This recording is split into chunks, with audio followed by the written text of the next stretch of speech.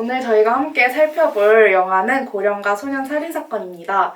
고령가 소년 살인사건은 1961년 대만에서 일어난 최초의 미성년자 살인사건을 모티브로 하고 있는데요. 이 영화는 단순히 실제 살인사건을 재구성하는 데에서 그치지 않고 당시 대만의 사회적 분위기와 해당 사건을 연결지어 관객들이 1960년대 대만의 시대상과 역사에 대해 다시 생각해보게 하는 역할도 수행하고 있습니다. 처음으로 살펴볼 부분은 대만의 역사인데요. 고령가 소년 살인사건에는 1960년대 당시 대만의 사회상과 대만의 역사가 고스란히 담겨 있습니다. 어떤 장면에서 대만의 역사와 사회상을 느낄 수 있었는지 한번 말씀해 주실 분 계실까요? 네, 일단 저는 국가를 부를 때 사람들이 모두 멈춰있고 그 사이에서 허니 혼자만 움직이는 장면을 선택해 왔는데요. 唱国歌了你还动啊？全部给我站好啊！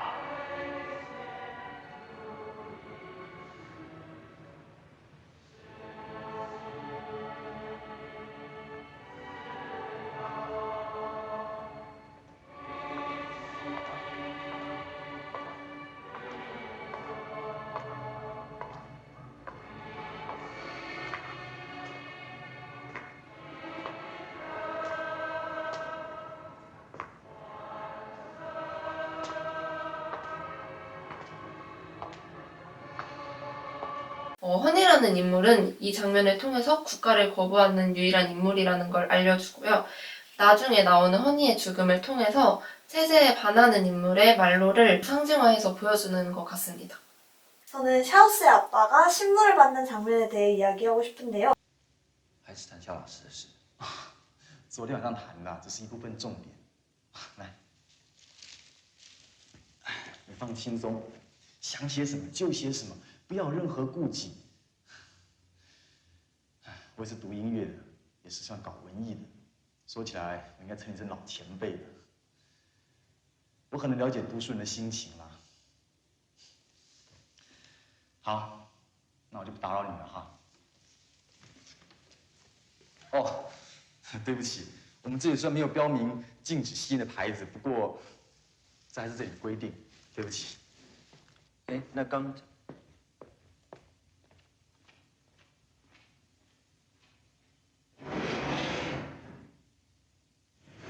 저는 이 장면이 독재 정권의 폭력성을 가장 확실히 보여주고 있다고 생각했습니다.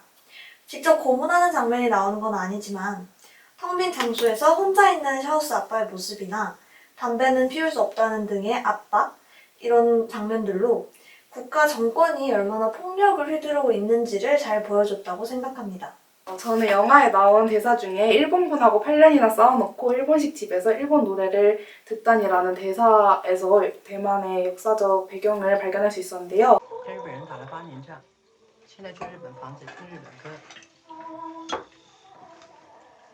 대만을 식민지로 점령했던 일본이 태평양 전쟁에서 패한 후 물러나고 중국 본토에서 국민당이 후퇴하면서 대만을 점령했던 역사적 배경이 있잖아요. 일본 식민지의 영향이 아예 사라지지 않은 당시 대만의 모습을 이 대사가 잘 보여주지 않았나 하는 생각이 들었습니다. 그리고 이 영화는 대만 외성인들의 이야기를 담고 있다고 할 수 있는데요. 외성인들에게 대만, 조국은 어떤 의미일까요? 저는 이 얘기를 먼저 앞에서 말한 그런 배경에 덧붙여서 얘기를 하고 싶은데요. 1960년대 중국의 공화당과 국민당의 내전에서 국민당이 패하고 국민당의 지도자였던 장제스를 따라서 대만으로 중국 본토에서 대거 이동하게 됩니다. 이들은 대만에서도 외부인으로 취급을 당하고 즉 외성인으로 취급을 당하는데요. 이러한 역사가 오래 지속이 되면서 이들의 외성인적 입지는 더욱 견고해졌습니다. 샤오스의 어머니는 잃어버린 자격증 없이는 원래 가졌던 직업을 갖는데 어려움을 가지는 등 외성인들의 불안정한 입지를 확인할 수 있었습니다. 따라서 외성인들에게 대만은 더 자신의 국가도 아닌 불안정한 현실이라고 생각을 할 수 있습니다. 하지만 현재 대만에서는 조금 이야기가 다른데요. 1992년 대만 국립정치대 선거여론조사센터에서 조사했을 때는 자신을 중국인이라고 대답한 사람들이 25.5%, 대만인이라고 대답한 사람들은 17.6%였습니다. 반면 2020년 조사한 결과에서는 자신이 중국인이라고 답한 사람은 2.6%에 그쳤고 압도적 다수인 64.3%가 자신을 대만인으로 규정했습니다. 대부분 자신의 교국을 대만이라고 볼 수 있다는 지표겠죠? 다음으로는 영화 속에 있는 요소의 의미에 대해서 살펴볼 건데요. 저희가 처음으로 살펴볼 영화 속 요소는 카메라 구도와 사운드입니다.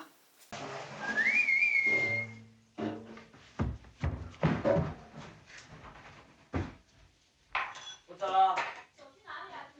今天礼拜六了。今天真会轮到我们班。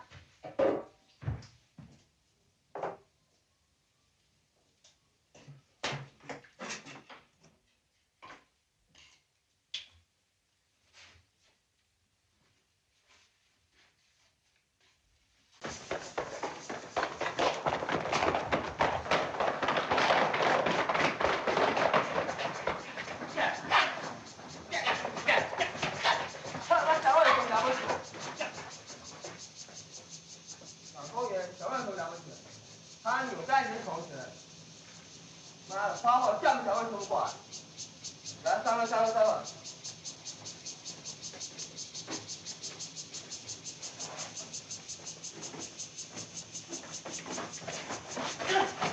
上课啦！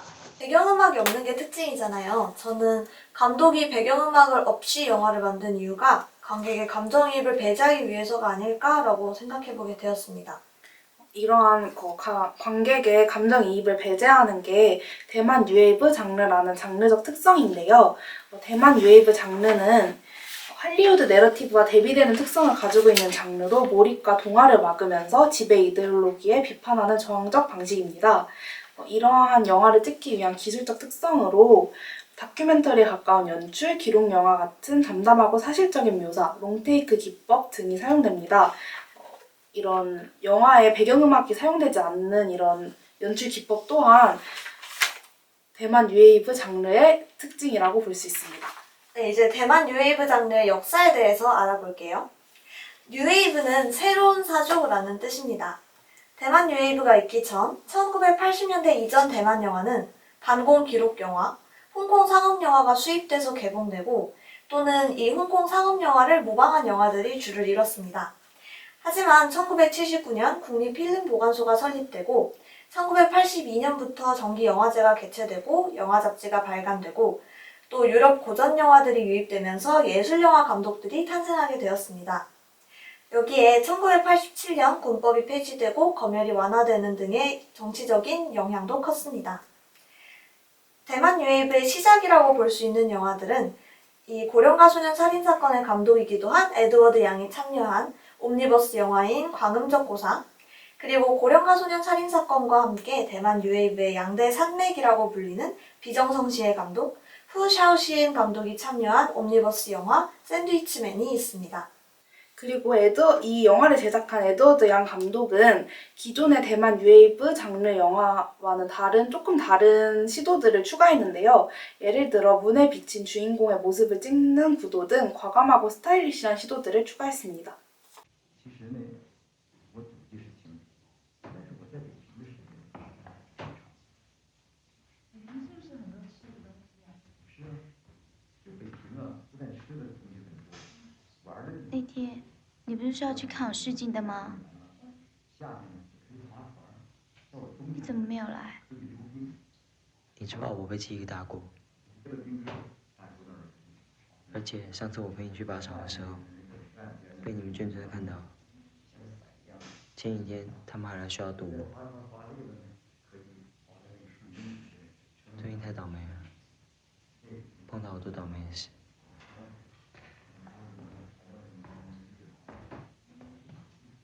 또한 여기서 더 나아가서 대상과 거리를 두고 확보된 시야로 인물을 둘러싼 세계를 담는데 이는 아버지와 샤오스가 거리 끝에서 자전거를 타고 오는 장면으로 미처 둘을 파악하기 전에 장면이 전환되는 등 주인공들을 한 화면에 따라서 찍는 것이 아니라 다른 곳을 의도적으로 찍는다든지 새로운 기법들을 많이 활용을 하고 있습니다.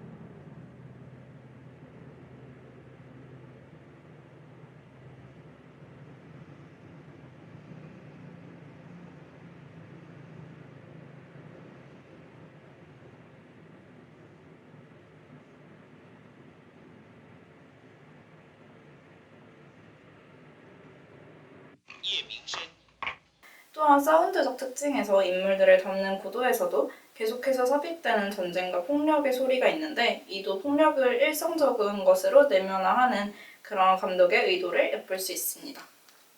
다음으로는 영화에 등장하는 장소의 의미에 대해서 살펴보도록 하겠습니다. 먼저 샤오스의 집을 살펴볼 수 있는데요. 샤오스는 개인적인 공간도 가지지 못하고 집에서 소외와 고립을 경험합니다. 이는 장소가 장소로서의 가치를 잃어버리는 장소 상실이 나타났다고 할 수 있는데요. 나머지 가족들에게도 각각 책임져야 하는 것이 계속해서 적용되는 압박이 작용하는 공간으로 집이 집의 역할을 수행하지 못하고 있습니다. 이는 또한 샤오마의 집과도 대비되는데요. 샤오마는 부와 권력을 가지고 있고 집은 이 부와 권력에 따른 혜택을 드러낸다고 할 수 있습니다. 이는 당대 대만 사회의 특징을 또한 반영하고 있음을 알 수 있습니다. 더 나아가서 학교는 물리적인 폭력이 즐비하며 보이지 않는 언어 폭력도 자주 나타나는 것을 볼 수 있는데요. 이는 폭력에 노출되고 있다는 사실조차 인지하지 못한 채 개인이 권력에 이용되고 또 폭력에 익숙해지는 상황이 도래하게 함으로써 강한 공간적 특성을 보여주고 있습니다. 그리고 저는 촬영장의 의미에 대해 이야기해보고 싶은데요. 고령가 소년 살인사건에서는 학교 근처에 있는 영화 촬영장이 꾸준히 등장합니다.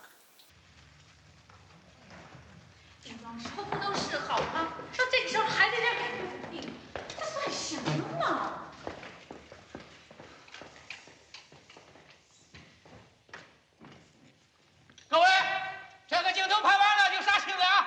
别再拖拖拉拉的了。喂，上次跟你来那个小女生，你可不可以帮我找她一下？试完镜我们去找她，结果搬家了。你知不知道她现在住哪儿？哎，她真好啊，说哭就哭，说笑就笑，可真自然啊。是啊，你连真的假的都分不清楚，拍什么电影？ 你知不知道你在拍什么玩意儿？ 이러한 영화 촬영장은 자기 반영성을 드러내고 있다고 볼 수 있는데요. 자기 반영성이란 이데올로기를 전달하는 매체인 영화가 마치 사실인 것처럼 관객에게 받아들여지며 관객을 무의식에 이데올로기를 주입하는 것을 방지하기 위해 브레이트라는 학자가 도입한 개념입니다. 영화 속에서 영화를 언급하여 관객이 내가 지금 영화를 관람하고 있구나 라는 사실을 의식하게 만드는 기법입니다. 에드워드 양 감독은 고령가 소년 살인사건에서 촬영장을 언급하여 관객이 사건을 비판 없이 수용하지 않고 한 발 멀리서 볼 수 있도록 객관성을 부여하기 위해 이러한 자기반영적 기법을 사용하였다고 생각합니다. 그리고 이 촬영장에서 언급되는 지금 뭘 찍고 있는지 알기나 해요? 라는 대사 역시 감독의 자기 반성이 드러나고 있는 대사라고 생각합니다. 도국이라는 개념에 대한 대만 국민들의 혼란을 담은 영화를 제작하고 있는 감독이 과연 내가 지금 올바른 방법으로 올바른 주제를 가진 영화를 만들고 있는 것인가 하는 의문을 던지고 싶은 마음이 투영되어 있지 않나 라는 생각도 해볼 수 있었습니다. 다음으로 영화에 되게 중요한 요소처럼 등장했던 것이 전등인데요. 이런 전등의 의미에는 뭐가 있을까요?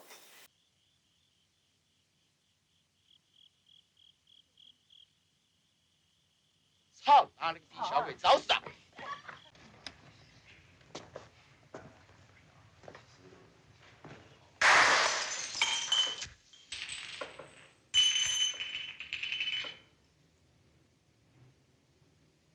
今天山东不打你呀、我也要打你这个小王八蛋！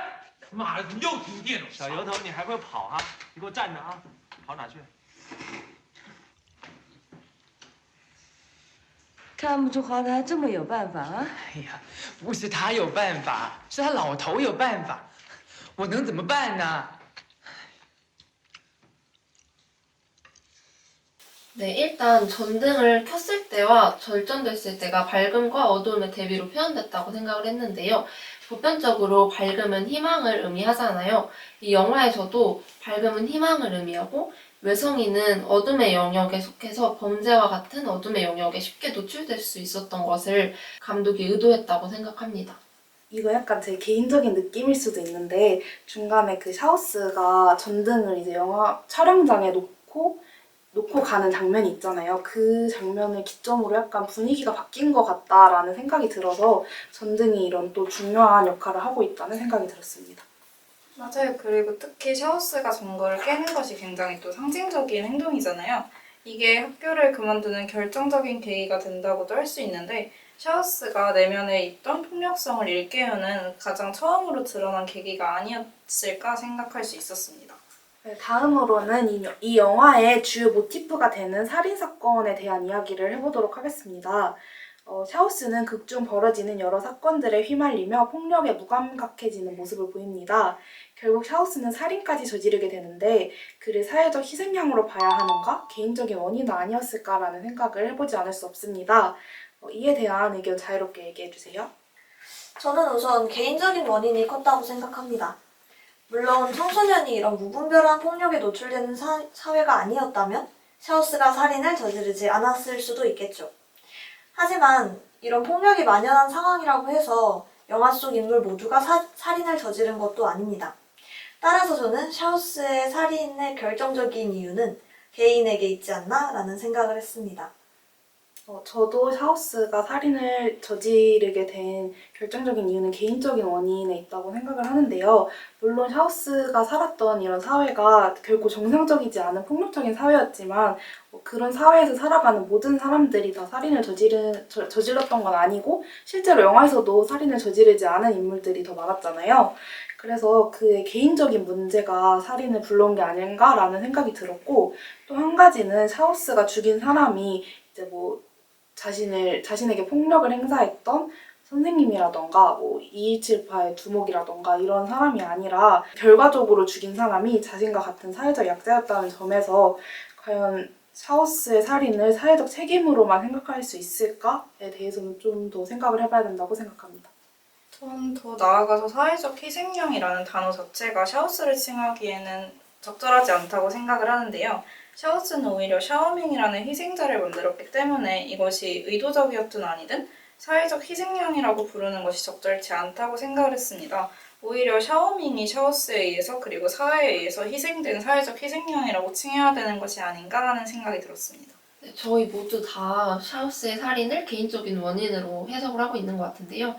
특히 그가 샤오밍을 죽인 것은 우발적이었지만 애초에 칼을 들고 샤오마를 죽이려 갔던 것은 다분히 계획적인 행위였기 때문에 그를 사회적 희생양이 아니라고 부정할 수는 없지만 살인을 저지른 것에 초점을 맞춰야 된다고 생각했습니다.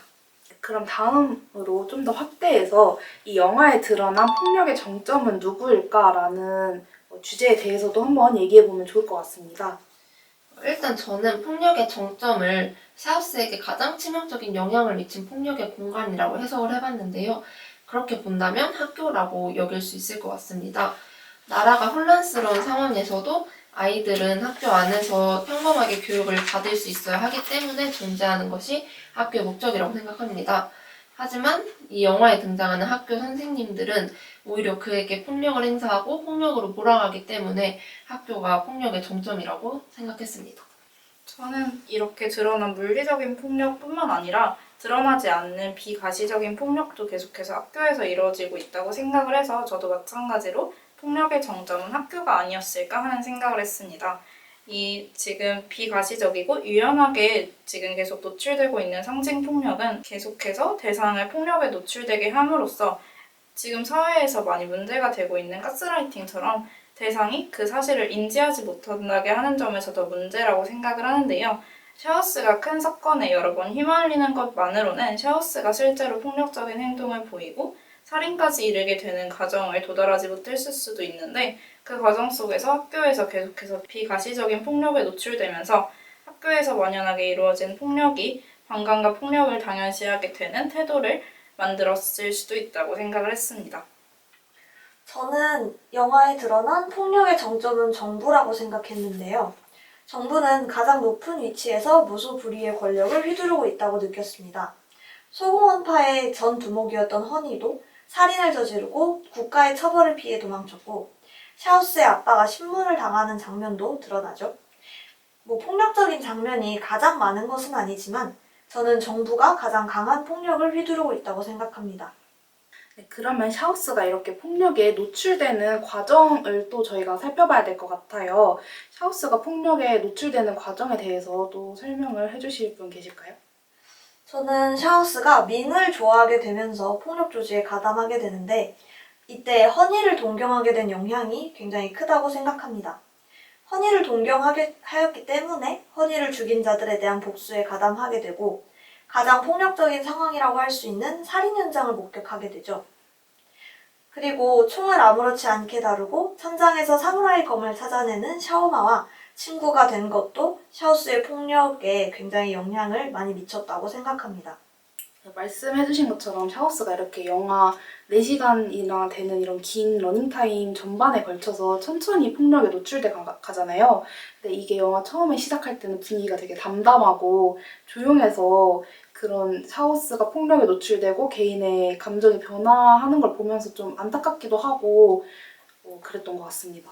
그러면 다음으로는 고령가 소년 살인사건이라는 제목에 대해서 한번 생각해보는 시간을 갖도록 하겠습니다. 일단 영화의 제목이 주는 인상이 굉장히 크잖아요. 그래서 영화를 보는 내내 저는 제목의 살인사건이 언제 나오고 누가 주체가 돼서 누굴 죽이는 걸까 하면서 봤는데요. 실제로 허니나 2178의 죽음이 나오기도 하고요. 근데 그게 전개되면서 샤오스가 살인을 저지를 것이라는 건 눈치챘지만 그 대상이 샤오밍일 거라고는 생각을 못했어서 되게 신선했다 생각을 했습니다. 저는 그 점을 감독이 의도했다고 생각합니다. 말씀하셨던 것처럼 샤오스가 샤오밍을 죽일 거라고는 예측하기가 쉽지 않죠.